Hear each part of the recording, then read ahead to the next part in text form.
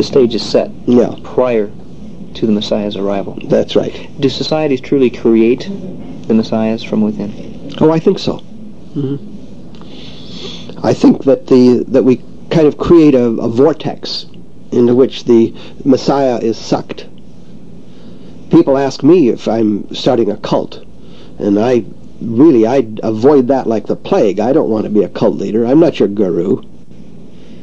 You be your own guru. Is that why you shaved your beard? This is the new Frank Herbert. We do nasty things to our leaders. We shoot them in the streets of Dallas and hang them on pieces of wood at Golgotha. The whole structural form out of which charismatic leaders evolve, that's the thing that I was addressing. But the process starts, and you were referring a moment ago to what happens next. Yeah. The leader evolves, the leader emerges, and then things begin to happen. Well, remember that Dune, Dune Messiah, and Children of Dune were one book in my head. And Dune Messiah was a pivotal book which turns over the whole picture, changes your view of history. This is why a lot of people had trouble with it, you see. Because I had created a charismatic leader, you would follow Paul for all of the right reasons.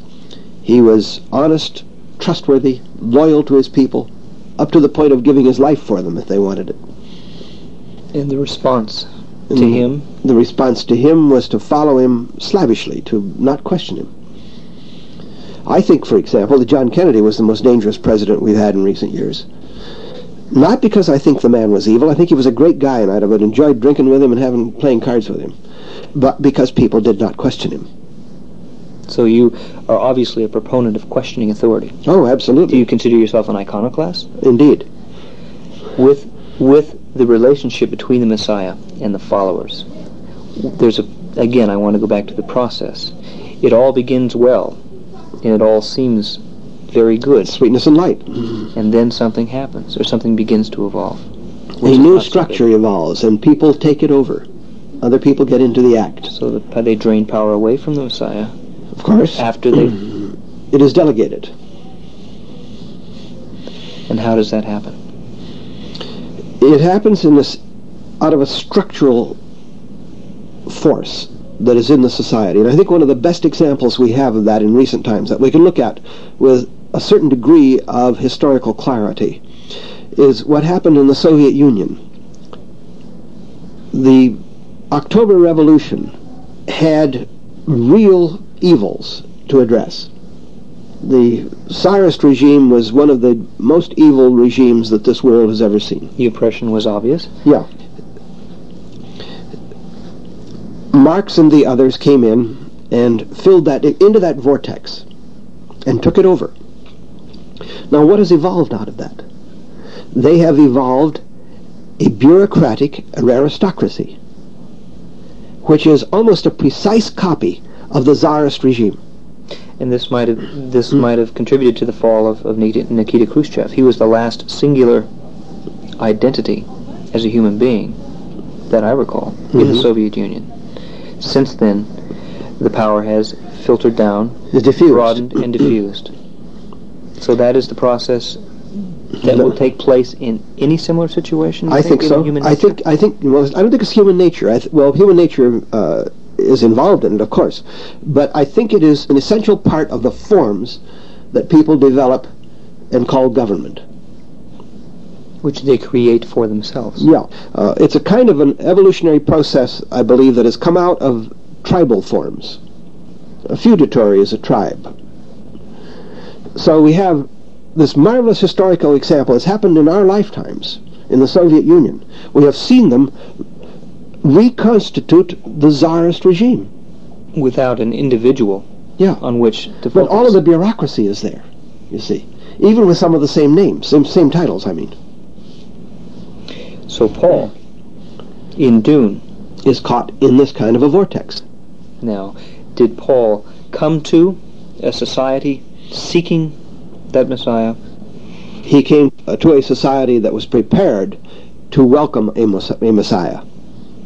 So his reception was favorable. Oh, yes. And he was launched not only on his own initiative in ambition, if he had that the much necessities initiative and of ambition, his decision-making were obvious. and the society lifted him quite willingly to where he ended up. That's correct. Everything else that you created, you were described once, I know, as a world maker. Let me rephrase that. Maybe a world dreamer. You obviously had to create this world of Dune. It began with Paul. It began with this messianic impulse, the study, the interest that you had as an individual, as a writer, and then the rest. How did it grow outward from that? The first thing you have to do is to create the Messiah, the charismatic leader that people will follow for all of the correct reasons. They can justify everything they do to follow him, and you accept it as a reader. Then we have Dune Messiah, which is the evolution of the power structure, and how devolution begins to set in. And you get the cynicism arising. And you get a turnover of things that were good in Dune that now you get a different look at. You look at them from a different angle. Does the perspective change? Well, the perspective does change. The angle of view changes. Prescience, which figures so prominently in Dune. And I'm talking to a society which believes that prediction is a great thing. But if I were to give you an absolute prediction, John, of everything that's going to happen to you from this moment till the moment of your death, your whole life would be instant replay and an utter bore. And yet that's your role. Yeah, but that's the thing people think they want. But what they really want is they want to know what U.S. Steel is going to do on the big board next week. And will she or won't she? And give me a couple of winners at Hialeah while you're at it, you see. But isn't it this tremendous response that you've received from your writing based upon that eagerness? People wanting to know? People wanting a window to the future? Oh, yes. But you see, it's the future that is in question. The value of surprise gets thrown out the window if you believe in absolute prescience. Now, you've created a future. As we said, you're a world maker, a world dreamer. Why did you create Dune? Why that planet? Why such an arid, lifeless place? Well, it's a testing place, for one thing. And all of the great religions that we know about came out of the wilderness. So I created a kind of an amplified wilderness. How much of this, then, of your work, of your writing, of all the writing that you've done, the science fiction writing that you've done, how much of that is a reflection of you and your beliefs as you perceive this planet and our social structures? Well, I think we have to reform our social structures. I really do. And I have certain metaphors in the Dune books that I deliberately chose to shape people's view of the forms.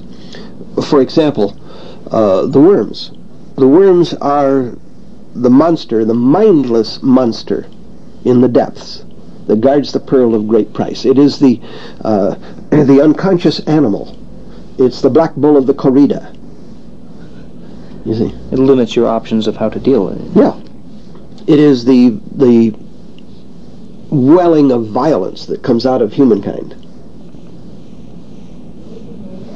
So in describing or creating a wilderness, then you're exposing elements. Again, I go to the phrase human nature, elements of the human condition. I noticed that it's very humanoid.